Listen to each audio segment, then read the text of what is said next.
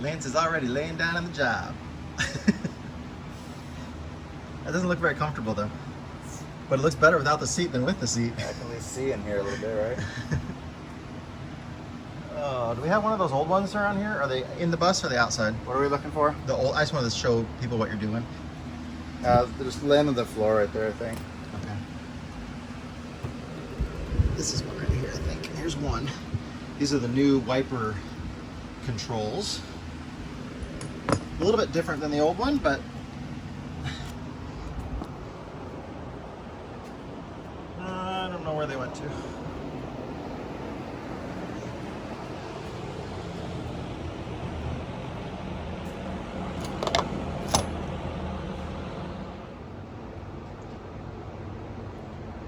That's what the old one looked like. So it's just a little different. Same amount of fittings and everything. Hopefully the plumbing will all work for it. And then this is the ICC brake valve switch that was leaking a lot. Hopefully that'll fix a big part of our air leak. Alright, we're gonna check for our air leaks here. I think we've got everything pretty well set. Our air pressure is at 110. And this is going to be really boring, waiting an entire minute.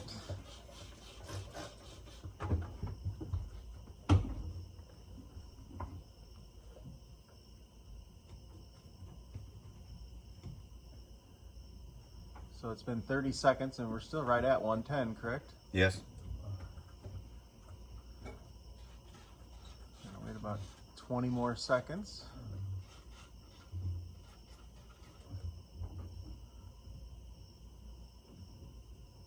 It's been 47 seconds. We're still at 110, correct? Yes. So we're 0 PSI in 1 minute. Step and hold the brake pedal down. Just keep it held down. We need to make sure that we're not losing air pressure while you're holding the brake pedal down. The brake pedal dropped it to what, 95? Is that what it dropped it to? 90? To 100. What? To 100. 100? Okay. Sorry, I can't. I'm way outside the bus. It's okay. It's 10 PSI increments. Oh, okay. But it's holding that too as well, correct? Correct. That's been 30 seconds. We're just going to give it a minute.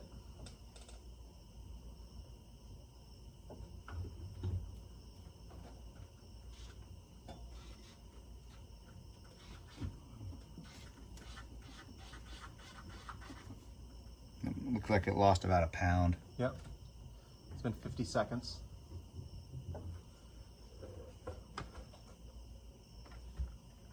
Okay. We're good. We had a pretty good air leak coming out of his ICC control valve up top for the ICC brake. That center one with the copper, the big copper pipe coming out of the top of it there, that has a little diaphragm in it, that little square thing there, and that diaphragm had a little hole in it, so it was letting air pass through there. So we had to take that apart and replace it. And that stopped that air leak. That was a pretty significant one. It was probably about 3 PSI a minute just alone on that one air leak.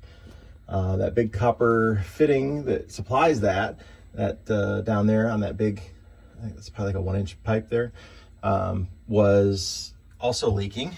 I just had to snug that down. It's a compression fitting. So we got that stopped. And then a few other little air leaks that we found here and there. We replaced the wiper valves. Those were a big air leak. Those were probably 3 PSI a minute as well on each of those. So we've got that all fixed up and the air is holding now. We're losing less than a PSI a minute. It does have a couple tiny little leaks,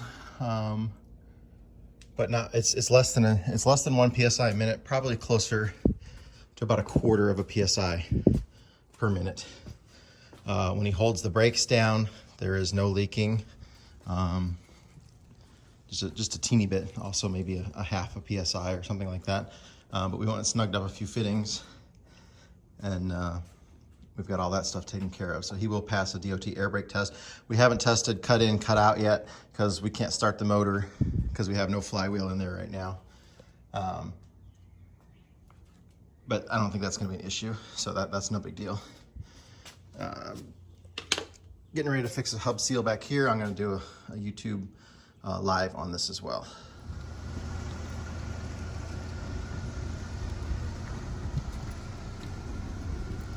It's got the gasket on it. It doesn't even look like it's ever been on anything. Look at this. There's only just that section of it missing. Yeah, I was able to get the gaskets, so they're coming. It's pretty clean. Actually looks pretty damn dirty inside of it. That sucks. And this one's sitting outside. So that's actually moving stuff. Yeah, but we'll check the bearings out and everything.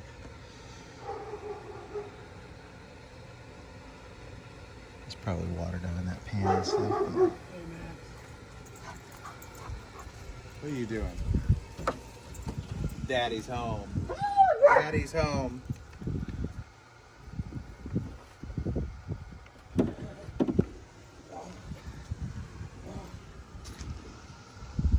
I have absolutely no idea what this is.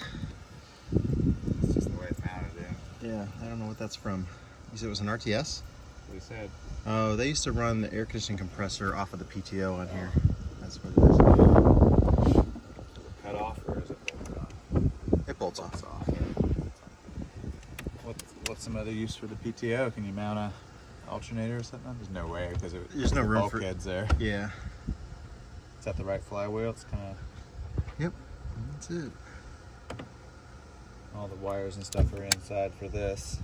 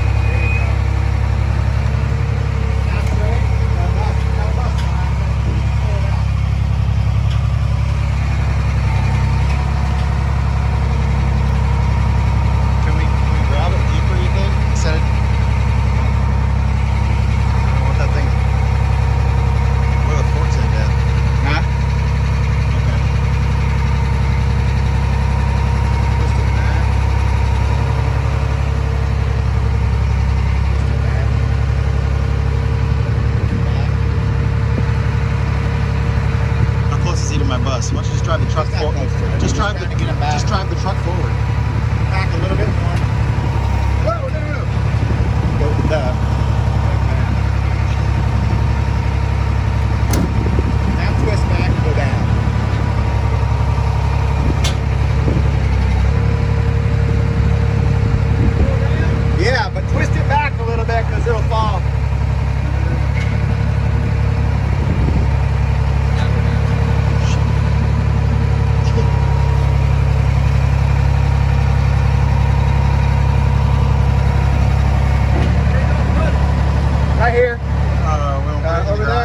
Close to the garage.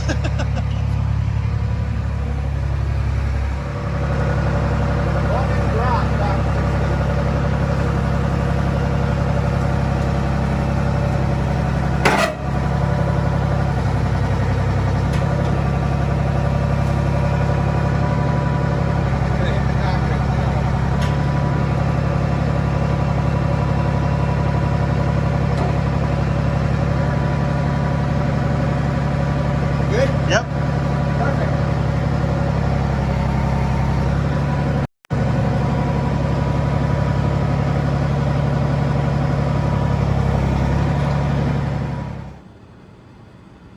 So we're pulling apart the V730, just doing some inspections on it today. We pulled the bevel gear, we're inspecting the bevel gear, and it's very nice. There's not a lot of deep wear. There's no big chunks of metal missing. Same thing on the inside. Very nice.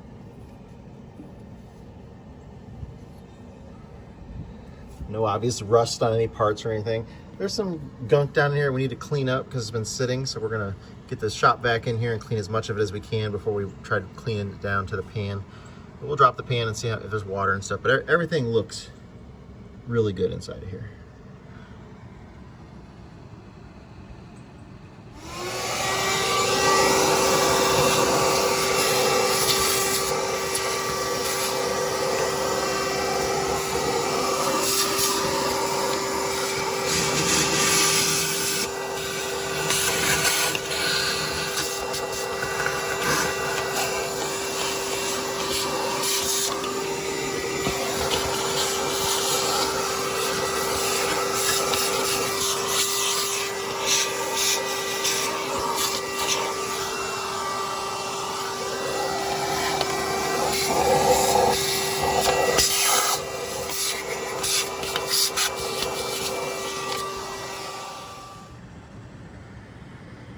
I would say this transmission's been rebuilt before by some of the marks on here. Plus, I can see some tool marks in here where they've had it apart. They've actually helicoiled those before. So all those mounting holes are helicoiled. And there's just some scrapes and gouges and stuff. So it's been worked on before. Probably remanufactured at least one time. It's good. All right. Allison pan removal.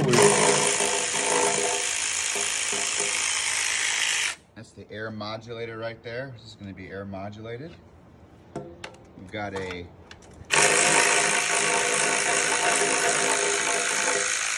air throttle on the way, which will work with that, correct, Scott? Yeah. We've removed the power takeoff shaft. You can see all the way through the engine right there. We took out the bearing, or the gear that sits in that bearing on the other side. So the whole shaft is out. It's right here.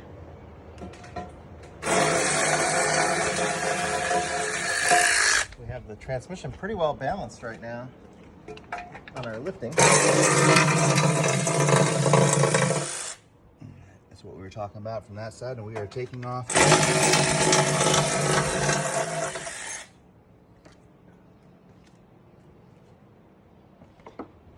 We have one bolt that we know is going to give us trouble.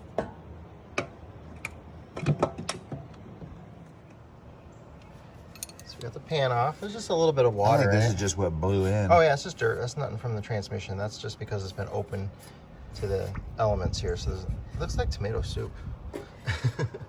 But yeah, there's no metal. That's just dirt and No, shit. there's not. There was a few pieces on here. Yeah. A thread was one there. One was a thread.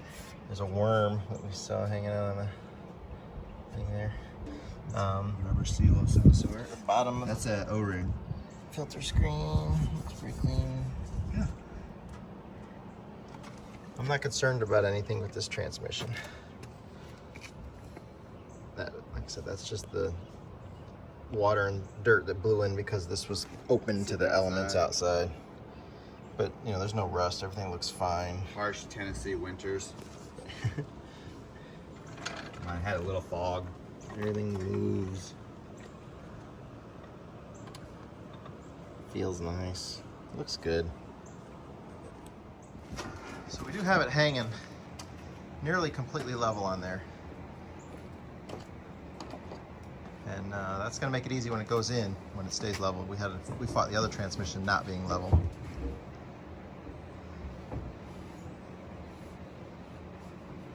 Just a couple little adjustments and we can get it perfectly level.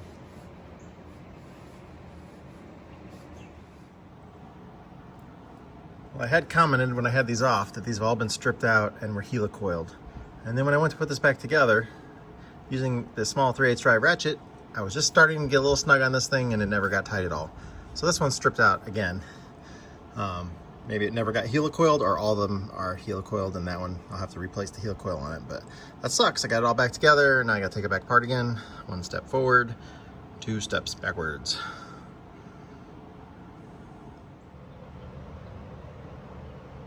I have the new seal in there, the new ring on the crankshaft is in there, and I'm working on getting everything cleaned up. This needs to be like surgical room clean because all this nastiness is going to end up going through the transmission.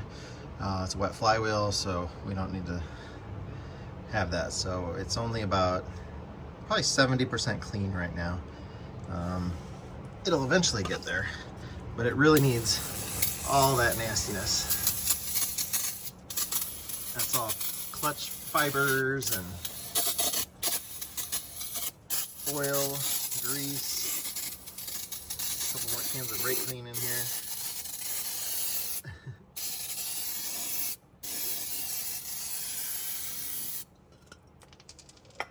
Getting there. Hopefully I can just keep pulling these out like this.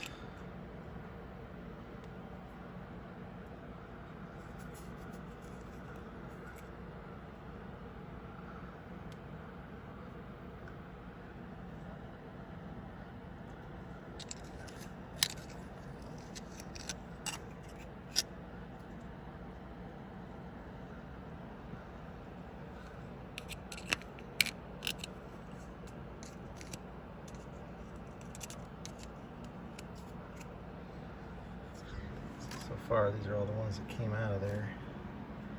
Some of them just came down on the floor.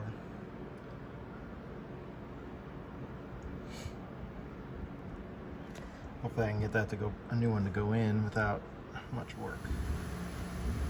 Got it drilled and tapped, and I'm getting ready to run the helicoil insert in. Oh, good, right? Well, that was a real shitty end of the day. That one particular hole was not helicoiled. Those were aluminum threads that came out of there. So all of them had been helicoiled except for that one. So the one that wasn't, it was stripped. So I drilled it out, tapped it, put a helicoil in, ran the bolt in the helicoil. It was great. Put everything back together. We kind of fought it going back together. And then I was putting the bolt in that last one, the helicoil, and the bolt broke. That completely sucked. Now I gotta take it apart again for the 3rd time, which is what I get for saying 1 step forward, 2 steps backwards, because it was only 1 step forward, 1 step backwards until I broke this little sucker, and now it was 2 steps backwards. So now I gotta pull that out again, get the broken bolt out of there, get another bolt for it, and then hopefully get it back together. I was not crazy hard on this thing. I was not. This is a grade 8 bolt, right? I think that's what that means with the pattern. It's got a L. It says 8 on it too, but I'm pretty sure that means grade 8. Whatever, I was not hard on this, so this bolt must have had some serious stress on it, which makes me concerned about the other ones that are in there.